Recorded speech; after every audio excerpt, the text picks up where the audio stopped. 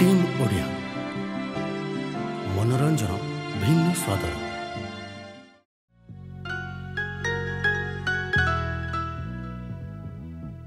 Team Odia YouTube channel रो स्वतंत्र प्रस्तुति 12 मासरे 13 पर्व आपणको अनेक अनेक स्वागत। आज निहाती आरंभ करिबा हेले तांको पवित्र ना नै नम गणेश विघ्नेश गिरिजानंदन प्रभु सर्वविघ्न विनाशाय गणाधिपतये नमः। वक्रतुंड महाकाय सूर्यकोटि समप्रभ निर्विघ्नं कुरु मे देव सर्वकार्येषु सर्वदा। गणपति बप्पा मोरिया मंगल मूर्ति मोरिया। सबु शुभ कामरे श्री गणेशंकर ना नहीं कार्यटी को आरंभ करा जाए। विद्यादाता प्रभु गजानन श्री गणेशंकर जन्मतिथि अर्थात आमर प्रतिटी दर्शकों को गणेश चतुर्थीर अनेक अनेक शुभेच्छा और शुभकामना।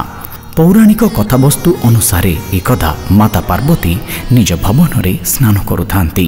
स्नान पूर्वरु नंदी को निज द्वारर द्वारपाल भाव में दायित्व देइथांती माता पार्वती। नंदी को देवी पार्वतींकर आदेश थाए कि केही भी जिमिति भितरे प्रवेश न करि पारिबे। माता पार्वतींकर आज्ञा रे नंदी द्वार सम्मुख रे छिड़ा होइथांती। किछि समय परे महाप्रभु भोलानाथ शिवशंकर माता पार्वतींकर द्वार सम्मुख को आसंती। नंदी शिवशंकर को द्वार सम्मुख रे देखि व्यस्त विव्रत होई जांती।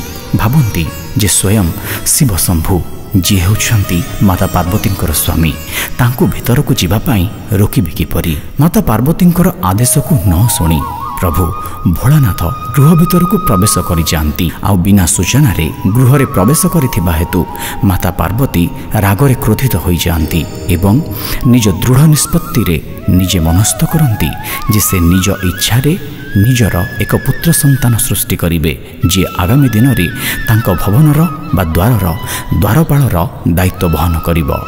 निज देहर मळीरू एक सुंदर बालक गढ़ती माता पार्वती बालकटी को जीवदान दियंती एवं परे बालक जन को द्वार रे मुख्य द्वारपाल भाव में दायित्व दे कहती भीतर को जेमिति केही न आसी पारिबे।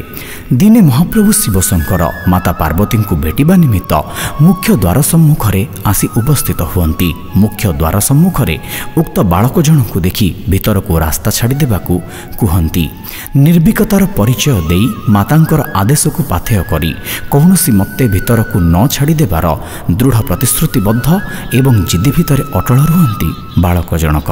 महादेव बालक जनकर एही निष्पत्ति को देखि क्रोधित हुअंती एवं बालक आ महादेवंक भितरे युद्ध आरंभ हुए।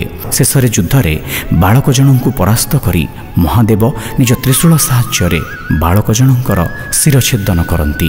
यही संवाद पाई माता पार्वती घटना निकट में पहुंचती। निज आखि सामने निज पुत्रर ए अवस्था को देखि कांदिबारे लागंती। महादेव को कांदिबार कारण जणाई बालक जनकर परिचय देई समस्त तथ्य महादेवंक सम्मुख रे उपस्थापन करती माता पार्वती। निज धर्मपत्नी पार्वतींकर एही परिस्थिति को देखि महादेव बालकटी को पुनर्जीवन देवा पाई दृढ़ निष्पत्ति नियंती एवं बालक जन को जीवन देवा पाई एक मस्तकर आवश्यकता पड़े जेउथि पाई निज भक्तगण को मस्तक खोजिबार आदेश दियंती महाप्रभु भोलाशंकर। आ कहंती जे जेउ शिशु संतान उत्तर दिग को मस्तक करी सोईथिबो एवं तार मां तापट को पिठी करी सोईथिबो तार मस्तक को काटी आनिबा पाई। प्रभुंकर आदेश पाई सेवक माने मस्तक खोजिबाकू लागंती किंतु सेपरी बालकर कौनसी संधान मिले नहीं तांको। शेषरे सेमानंक दृष्टि को आसे एक हाथी शिशु उत्तर दिग को मुंड करी सोईची एवं तार मां तापट को पिठी करी सोईची। एहा परे से हाथी छुआटीर शिर काटी आनी सेवकगण प्रभु भोलाशंकरंकर हाथ में हस्तांतर करती। प्रभु भोलाशंकर विलंब न करी उक्त हाथी छुआटीर मस्तक को बालक जनकर शरीर रे संयोग करि दियंती एवं तांको पुनर्बार जीवदान दियंती। बालक जनकर बुद्धि और विवेक को नहीं महादेव बालक जनकर नामकरण करांती विघ्न विनाशाय प्रभु श्री गणेश।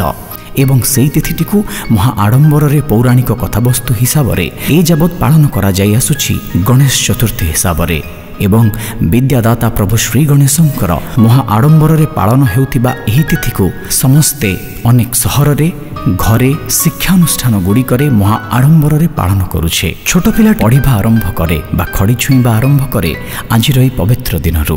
ପ୍ରଭୁ ଗଜାନନ ଶ୍ରୀ ଗଣେଶଙ୍କର ନାଁ ନେଇ ଅନେକ ବ୍ୟବସାୟରେ ନୂଆ ଖାତା ମଧ୍ୟ ପୂଜା କରାଯାଏ। ପ୍ରଭୁ ଗଜାନନଙ୍କର ଆଶୀର୍ବାଦ ଭିକ୍ଷା କରି ଆଜି ସମଗ୍ର ବିଶ୍ୱବାସୀ ତାଙ୍କୁ ପ୍ରାରମ୍ଭର ଦେବତା ହିସାବରେ ଏକାଗ୍ର ଚିତ୍ତରେ ସମସ୍ତେ ପୂଜା କରୁଛନ୍ତି।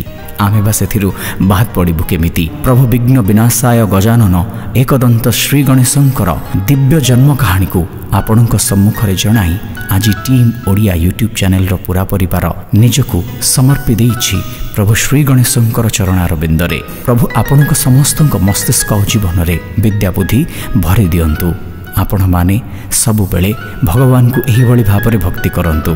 ଟିମ୍ ଓଡ଼ିଆ ୟୁଟ୍ୟୁବ୍ ଚ୍ୟାନେଲର ପୁରା ପରିବାର ତରଫରୁ ଆପଣ ସମସ୍ତଙ୍କ ପାଇଁ ଏତିକି ବେଶ। ଯଦି ଆପଣଙ୍କୁ ଆମ ଭିଡ଼ିଓଟି ଭଲ ଲାଗିଛି ନିହାତି ସମସ୍ତଙ୍କ ସହିତ ସେୟାର କରନ୍ତୁ ଏବଂ ଟିମ୍ ଓଡ଼ିଆ ୟୁଟ୍ୟୁବ୍ ଚ୍ୟାନେଲକୁ ସବସ୍କ୍ରାଇବ୍ କରନ୍ତୁ। ଗଣପତି ବପ୍ପା ମୋରିୟା, ମଙ୍ଗଳ ମୂର୍ତ୍ତି ମୋରିୟା।